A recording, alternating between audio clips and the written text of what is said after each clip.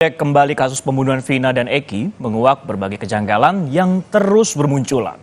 Kasus yang telah 8 tahun ini tenggelam kembali mencuat dengan setumpuk kontroversi. Di antaranya soal kejanggalan dalam penetapan nama-nama DPO.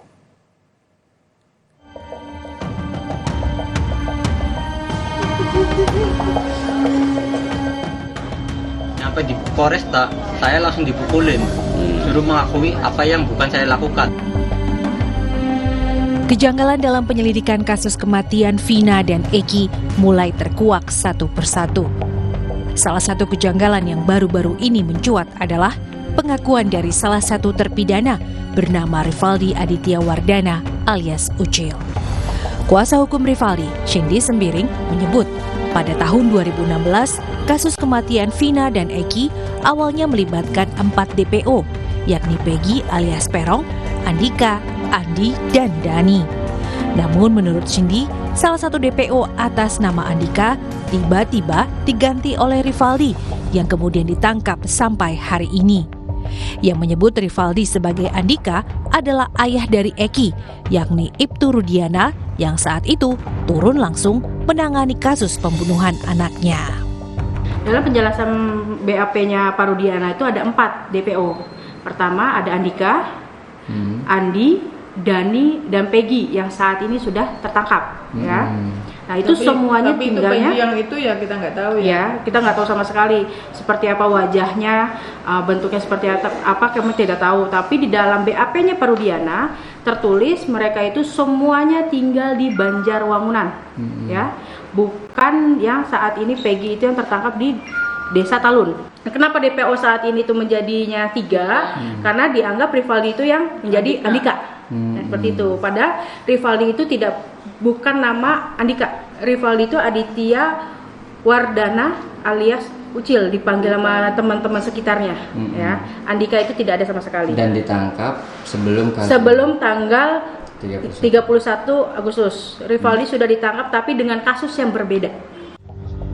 Sebelumnya, terpidana kasus ini, Saka Tatal, juga menyebut dirinya korban salah tangkap. Dia bahkan bilang disiksa polisi agar mengaku sebagai pembunuh Vina.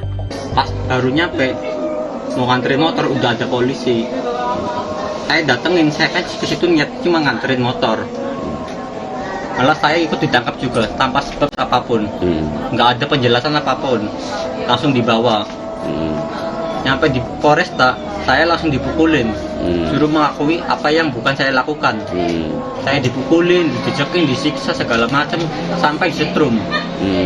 Terus akhirnya Masaka ngaku. Siapa yang ngetrumnya, yang mukulinnya siapa? Yang mukulin, yang nyetrum itu anggota polisi semua. Tapi kita nggak tahu namanya.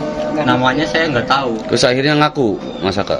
Akhirnya aku juga. Kenapa ngaku? Apa nggak kuat? Apa gimana? Akhirnya aku juga itu karena terpaksa. Nah terpaksa udah nggak kuat gitu. Udah nggak kuat lagi. Terkait ini, Komnas HAM menyatakan pernah mendapat laporan dari kuasa hukum Saka pada 2016 lalu. Komnas HAM juga telah meminta penjelasan dari Polda Jabar pada Januari 2017, namun tidak menerima balasan dari Polda Jabar.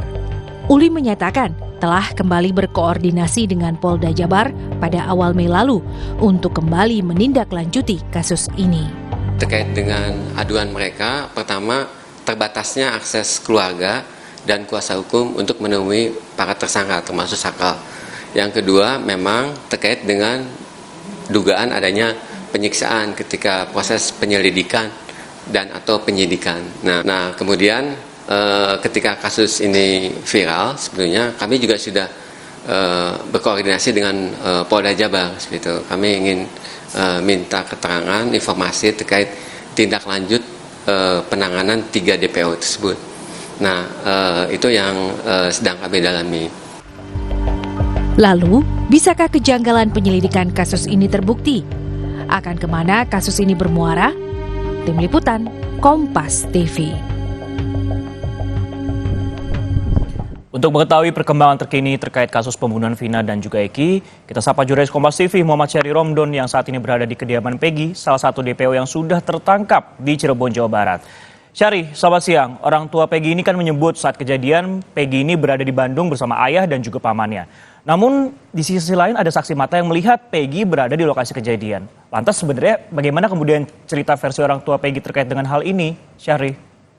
Ya, baik Francisco di studio. Selamat siang saudara. Sampai saat ini pihak orang tua masih tetap meyakinkan bahwa Peggy Setiawan yang telah ditangkap oleh Polda Jawa Barat tidak terlibat pada kasus pembunuhan Vina dan juga Eki.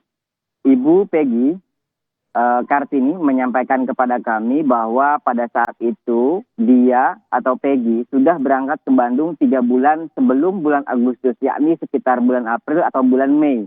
Pada kurun waktu 2 bulan itu mereka sudah berangkat ke Bandung bersama bapaknya dan juga pamannya untuk bekerja sebagai buruh bangunan. Dan tepat di malam kejadian tanggal 27 Agustus 2016, pada malam hari itu Peggy bersama paman dan juga bapaknya yang berada di Bandung. Sehingga akhirnya orang tua Peggy, utamanya ibunya Kartini, memastikan dan meyakinkan bahwa Peggy tidak terlibat akan kejadian tragis yang menimpa Vina dan juga Eki. Sisko. Baik, Syahri. Peggy kan kemudian sudah ditetapkan sebagai tersangka oleh pihak kepolisian. Bagaimana kemudian respon keluarga dan juga tetangga terkait dengan hal ini, Peggy? Syahri. Ya, untuk proses yang dilakukan oleh pihak keluarga terus berkoordinasi dengan kuasa hukum untuk melakukan tahapan-tahapan berikutnya sambil menunggu perkembangan yang akan disampaikan oleh Polda Jawa Barat. Sampai tadi malam kami masih mendengar Ibu Yanti dan juga Mas Adnan dan beberapa kuasa hukumnya akan terus menyiapkan beberapa dokumen-dokumen termasuk saksi-saksi yang menguatkan bahwa Peggy pada saat itu tidak berada di lokasi dan berada di Bandung. Terkait bagaimana kesaksian dari warga sekitar, memang pada tahun 2016 lalu kasus ini sempat ramai di Blok Simaja, Desa Kepompongan, Kecamatan Talun. Warga bahkan sempat menyaksikan, tidak sekedar mengetahui tapi menyaksikan ada upaya penggeledahan yang dilakukan Polres Cirebon Kota pada saat itu terhadap rumah Peggy yang tepat berada di belakang rumah saya ini, Sisko. Mereka melakukan penggeledahan dan juga mengamankan 2 buah sepeda motor yang menurut kepolisian pada saat itu diduga menjadi salah satu alat atau barang yang digunakan Peggy, tersangka yang kemarin ditangkap di Polda Jawa Barat, untuk terlibat dalam kejadian dan tragis yang menimpa Vina dan juga Eki.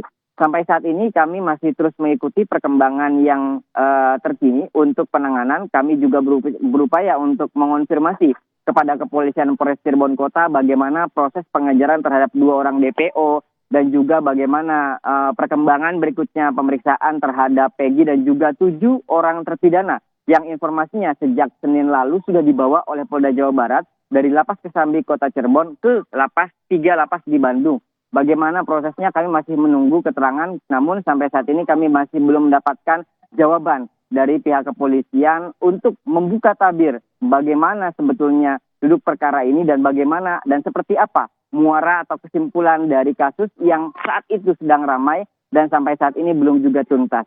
Sisko. Baik, dan nantinya juga akan ditunggu ataupun juga dinantikan tabir terkait masalah keterangan dari orang tua yang mengaku bahwa 2 bulan ataupun juga 3 bulan sebelum kejadian ini bahwa Peggy ini bekerja sebagai buruh bersama paman dan orang tuanya. Ini akan terbukti nantinya. Terima kasih Muhammad Ari Syahri Romdon yang melaporkan langsung dari Cirebon, Jawa Barat.